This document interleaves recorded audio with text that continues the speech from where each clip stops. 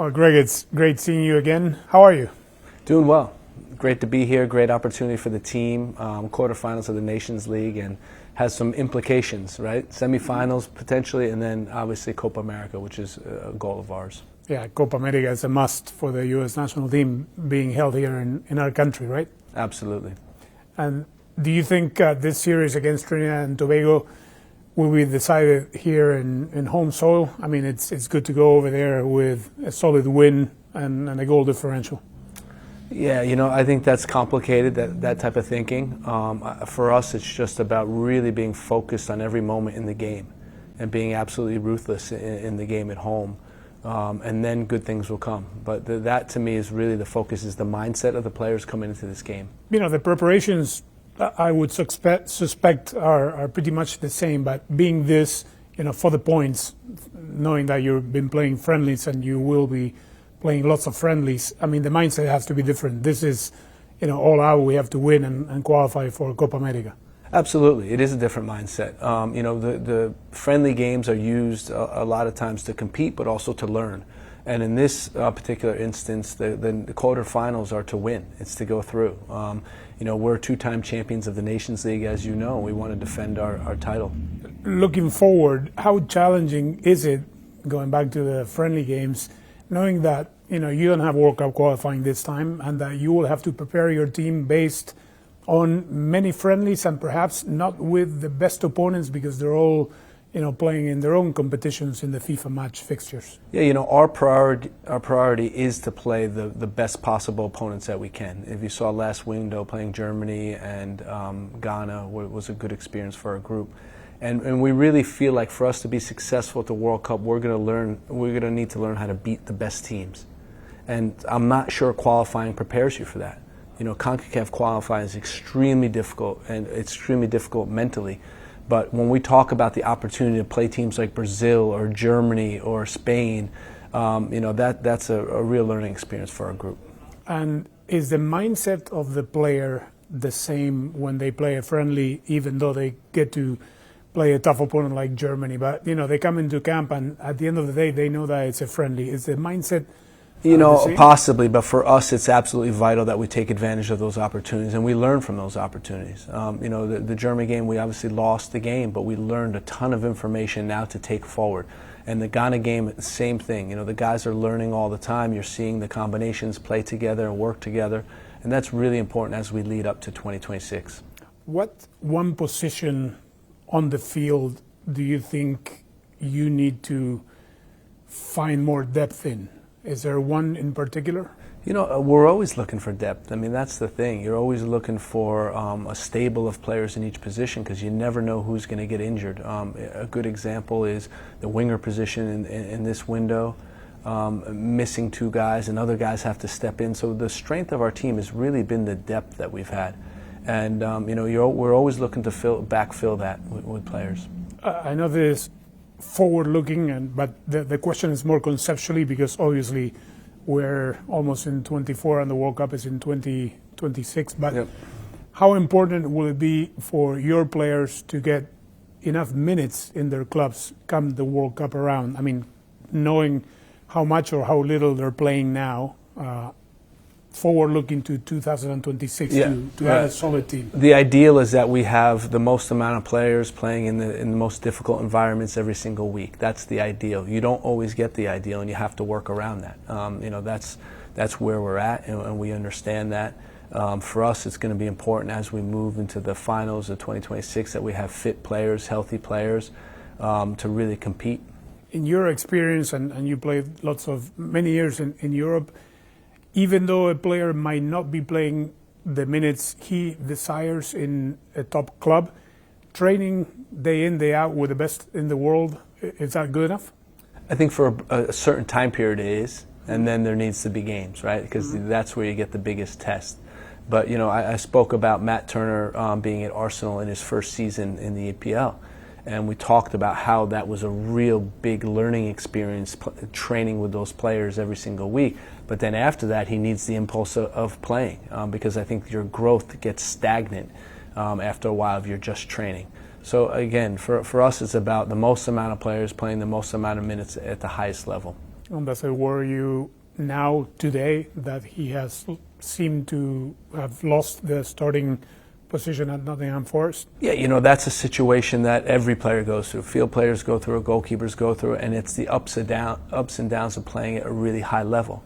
I spoke to Matt, and we're hoping this is temporary. We're hoping he's going to get back to playing because he knows he needs games as well. Forward looking again to 2026, how big do you think the World Cup will be in our country? I think it'll be the biggest World Cup ever, and I'm confident saying that. In that the next World Cup is usually the biggest World Cup, but the United States does a great job of hosting events. When you already see the stadiums that we're playing in Mexico, Canada, and the United States, it's going to be a fantastic event, and for us, a really big opportunity to captivate the public. Lots of time it's been said that one event is transformative and game-changing. Does this 2026 World Cup, will it change anything? Will it change the landscape of U.S. soccer, or has U.S. soccer has a strong foothold in the American sports scene already, do you think? I think it has the opportunity to. When I think about our group, the growth of our team as individuals, when I think about, taking over 4 years ago and to where the players are now with their careers, with their personalities, I'm excited for the public to really get to know our team and know our players, because they're not just good soccer players on the field, they're good human beings off the field. And I think that combination of us being able to perform and the public getting able to know our players can be a really big moment that could change soccer in America forever. And talk about coming full circle, because in 1994 there was only 3 people I could name one national team player, yep. And now you can turn on the TV or your phone, your tablet, and watch them play in Milan, in Juve. Yeah. What a difference that makes, right? I mean, think about this. 2 weeks ago, I was in Milan for the Milan-Juventus game, and we had 4 players out of the 22 that were Americans starting the game. So it really does show how far we've come as a nation, and the opportunity in 2026 can really cement that.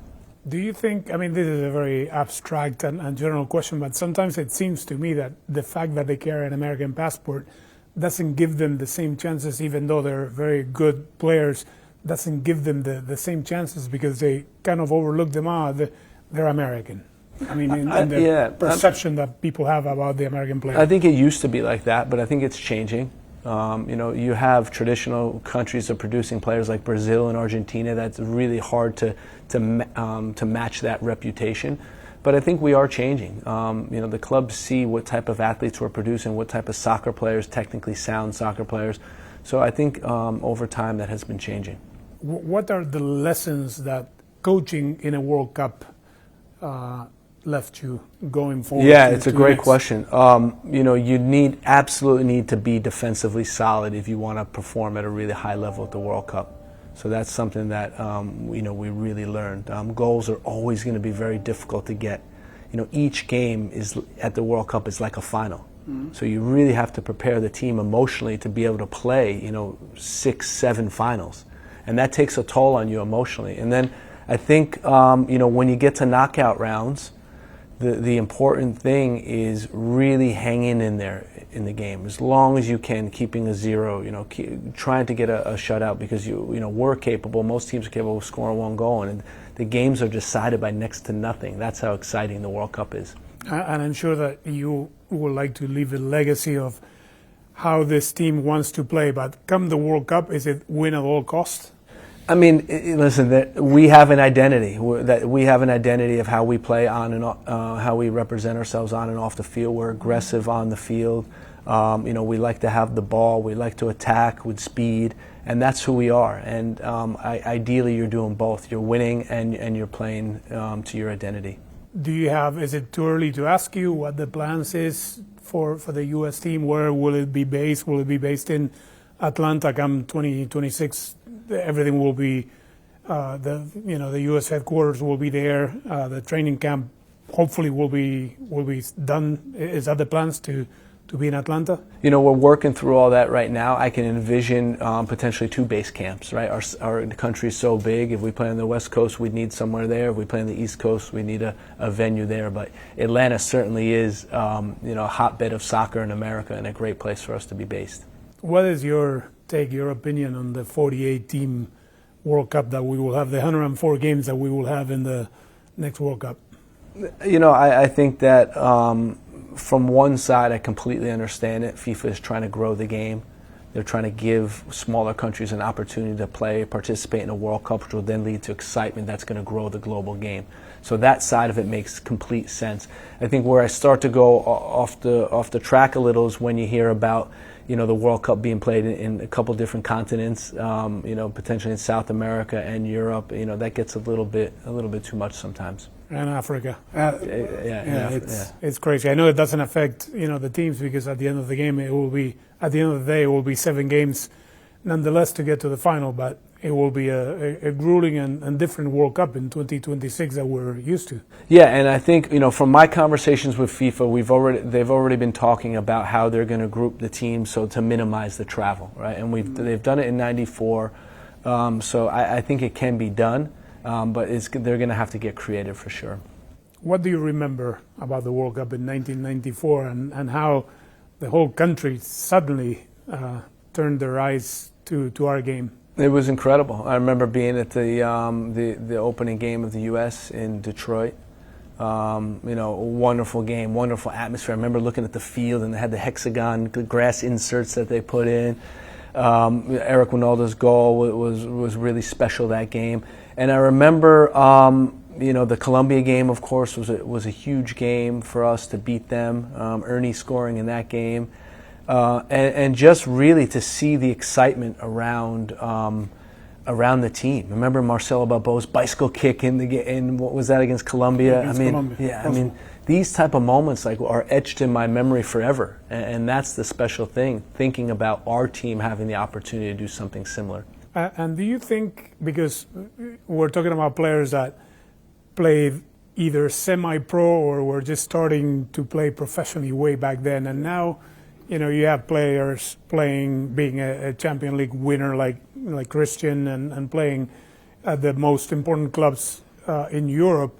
Is there a way you can translate what it will mean for them to play here in the U.S. in front of the home crowd, or do you think they grasp it already, even though they play at the highest level with their clubs?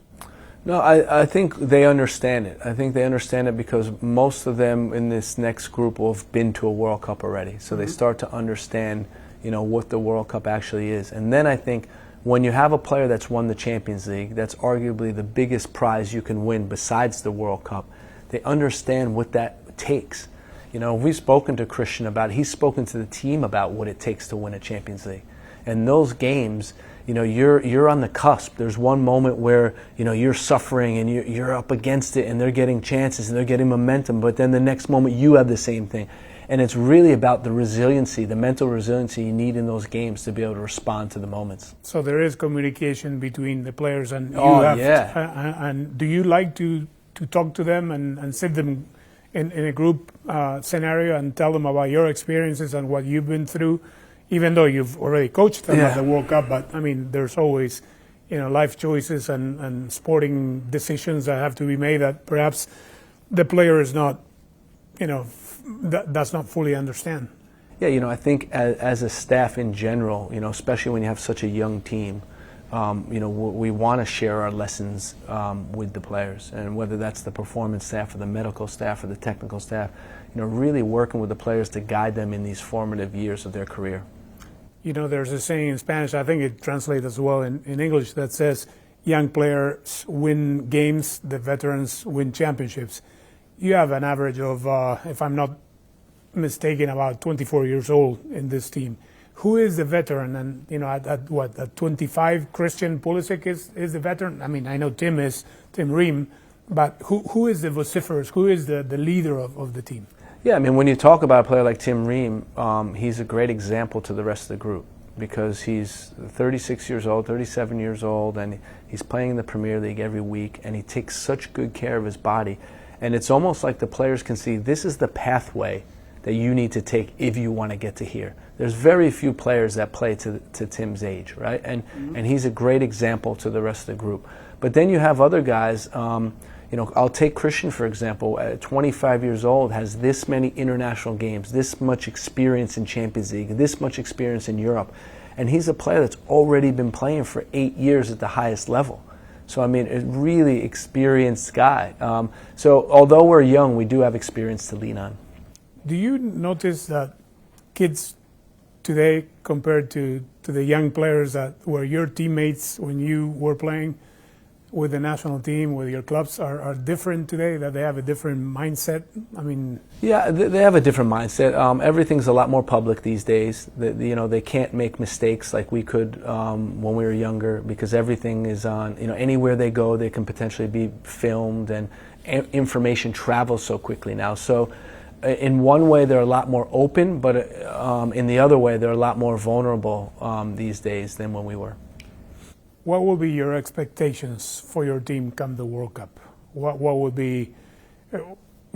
you take as a good performance beyond playing well? How far? Yeah, I mean, it's a good question, and I have to say that we want to win the whole thing, right? And I know that's really hard, and I know when you hear it, you're like, "Come on, Greg," But honestly, it's about trying to win the World Cup, doing every single thing it takes to win the World Cup.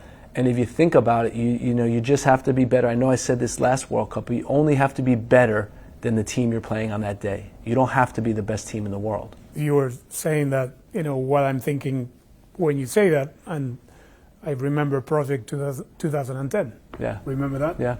Sunil wanted to win the World Cup in 2010. So yeah. I think, for the team to, there's my personal opinion, you have to think that way. You have to think of going all the way. If not, you can't put your goals, halfway, through what you really want to aspire to achieve, right? Exactly. It's a personal question that, you've been asked about the whole. I'm not going to ask you about the whole Gio situation because you've talked enough, but I want to know how the whole thing affected you and your wife, your family personally, knowing what has happened between two good friends. Yeah, what I'd say is that it's difficult. It has been difficult for the family. There's no question about that. And then I think about everyone goes through difficult times, and this was something we had to go through as a family, and we did it together, and we did it able to look forward and be open. And I think that was the most important thing, was the example that we set for our family. And have you, in talking to Gio, have you also talked to the group before making the decision of bringing him back? There was never a decision to bring him back or not. He's a big part of this team. He always was a big part of this team, and it was about the moments for him. And for us, I said clearly on day one is that we're moving forward, and we're moving forward, and that there's a commitment to Gio, just like there is every other player, that we want the best for him, and we want to put him in position that he can help the team and have a great career. We talked a lot about the biggest players playing in the biggest clubs in Europe. You have a few, in the pool that play also MLS. Do you think MLS is making strides to making better players that can, crack the national team? Absolutely. People, I think a lot is made of the roster. Oh, this roster is mostly European guys, or this roster is MLS guys. But in reality, most of these guys came from MLS anyway. And MLS is a critical step in everything that we're doing in U.S. soccer. When you see the amount of investment that the owners have made in Major League Soccer, and actually soccer in America, it's a great thing. And that's the reason why we are where we are, is because of the investment from MLS owners. Would you recommend a future star to start his career in MLS and try to go to Europe? When you look at a blueprint for success, an example could be Tyler Adams, where there was a very clear pathway of him going into the Red Bull Academy, playing with the academy, playing with the second team, playing for the first team, and then moving to Leipzig. And it's a very clear pathway. So for some players that works perfectly. For other players, if you take Christian for example, he left at an early age to go to Dortmund. And one thing I'd say is it's not one size for everyone. That's the beauty of development. Everyone develops at a different time. Do you think MLS in general has gotten better at an average, the average quality of play throughout the league with so many teams now? That's a great question. I think we're able to affect more players now, right? We have 30 teams in the league now with San Diego, and so you think about each team having 30 players, you're able to affect a much larger population. I've seen younger American players get opportunities that they wouldn't have gotten before, and I think that's a really important thing for soccer in America. Then when I look at the fact that we're adding players like Messi and Busquets and Jordi Alba and some of the really talented players that have come in the league, I think the whole thing is progressing to a great point.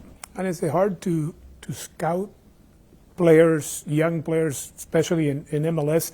When you look at them and you analyze them, you have to think, well, but they're playing in MLS. And then you have, for example, Trusty that plays, periodically in Premier League. Is it like, how do you scout without bringing them into camp? One playing, a lower league like MLS and another one playing in Premier, just to give an example. Yeah, you have to consider the level that they're playing at for sure. It's not the same to be playing in the Premier League versus another league, because the Premier League is the highest league in the world. Mm-hmm. So that is something that you have to take into consideration. What we look for when we're watching players, are they dominant in their position in the game? Whatever level they're playing at, are they able to really get a hold of that game and manage that game in a proper way? Are you going to have the January camp as usual? This year we're going to have the January camp, yes. With MLS-based players? Yep. And that is another great opportunity to see, to be able to see and perhaps, know who has it, to bring in for the other games. We've used that as an advantage to be able to really look at a whole different player pool and affect a whole different player pool. So that's been great. MLS has been working with us for years on the January camp, and that's something that has been traditionally very important to us. Knowing that there is no World Cup qualifying, there's a great chance at the Paris Olympics to see young players compete, at least at their highest level with an underage team. Exactly. The summer of 24 hopefully has Copa America in it, and then right after that is going to be the Olympics. And that if you look at both of those opportunities, you can have two different rosters competing at the highest international level for a trophy, and really help preparing the group, for the eventual World Cup in 2026. How old do you think one becomes old if they're not playing regularly? It seems like everyone is, cracking first teams at 17, 18. It used to be perhaps a little bit more, but now if you're 20 and you're not playing regularly, that is a disadvantage for a player, no? It seems things have skewed younger lately, but there's always examples of guys that come in a little bit later. It's just with the development now and players getting opportunities at a younger age, you think, we talked about a guy like Christian who seems like, he's been around forever and he's only 25 years old. And some other players, Eunice, 20 years old, and he seems like he's been around for a long time. So it does seem like everybody's getting younger. But again, there is different paths that people take, and development happens at different times. That's the beauty of it.